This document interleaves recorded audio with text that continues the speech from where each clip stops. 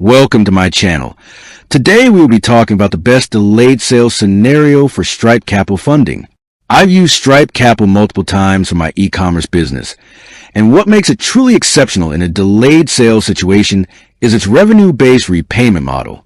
Why delayed sales scenarios exist? In business, we often have to spend money before we make a sale. This is a classic delayed sales scenario, and it creates a cash flow gap. Think about inventory pre-purchase. I have to buy all my stock for the holiday rush in October, but the big sales don't hit until November and December. I need capital now to secure the inventory. Large marketing campaigns. Launching a major ad campaign that requires a big upfront payment. The revenue from those ads only trickles in over the next 60 to 90 days. Seasonal swings. My business is booming in the summer, but slows down in the winter. I need funding in the slow season to cover fixed costs like rent and salaries, expecting the capital to be repaid when the busy season revenue kicks in. The best scenario for Stripe Capital repayment. The single best delayed sales scenario for Stripe Capital funding is when you have a highly predictable, high-growth sales spike coming. Even if it's months away, Stripe Capital's repayment is automatically deducted as a fixed percentage of your daily sales processed through Stripe. This is the key.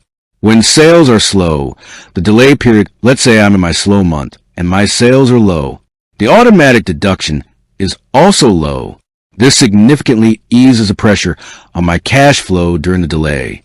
Unlike a traditional loan with a fixed monthly payment, I'm not scrambling to find a large sum of money when my business is quiet.